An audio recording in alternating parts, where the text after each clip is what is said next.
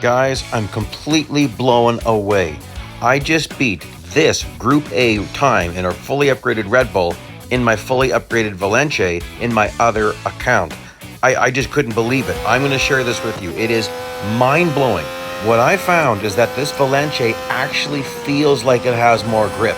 It feels more planted, even though it doesn't. It has slightly less grip, but it's like it's a little bit heavier or something. It just sticks to the track better.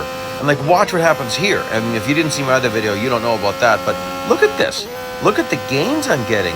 Now, this is a shorter track, and maybe that's making the difference. Same with this here. Like, the braking ability isn't as good in the Valente either, but this is completely blowing my mind.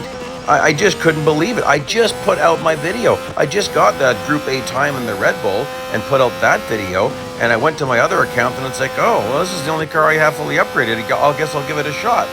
And this happens. Now you can see here the Red Bull starts closing the gap.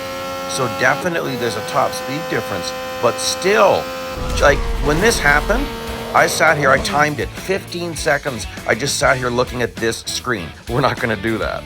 And I've never had this happen. Go from no time to boom, one of the best times placed. It's just blowing my mind.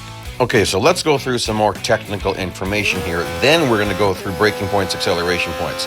So here at the first corner, you steer a little bit after you're on the brakes, but you gotta get on the throttle early and start that turn early.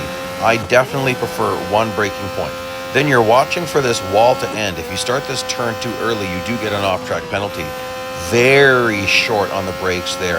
And watching this in the replay, I noticed I didn't push the limits as far as I could have, which is surprising. This too, I wasn't quite as far over to the left, but that seemed to work for me. Then at corner 10 here, watch, I don't fully use the runoff up to the left. I probably could have exited faster, so that's pretty surprising. And corner 12, you need to just make this as round as you can to get the most out of it. My braking points and acceleration points are very similar to the RB20, to the Red Bull car, but nonetheless, we'll go through it. I'll show you what I was doing here. And you might have to tweak these, I'd say half a car length here or there, because remember, trajectory is a big deal. So if you're using the exact same points but a different race line, it's not going to work.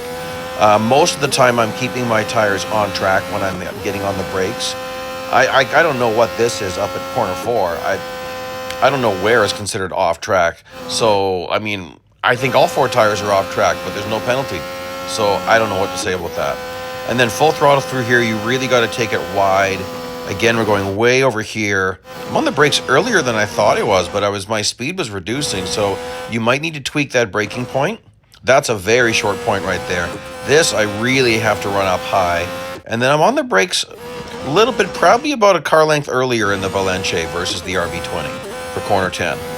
But this corner, I'd say, is very similar. Yeah, that's very similar. And then just keeping it as far over to the left as possible. Now here you'll see I was pulling away from the Red Bull, but he will close up the gap about 0.12 seconds. So definitely you need a big lead coming out of corner 12. Now, regarding track limits, I am not expecting that they will fix this in the middle of a competition. We did notify them quite a while back, and they didn't fix it yet, so we'll see what happens. Please like and subscribe, and I'll see you out there on the track.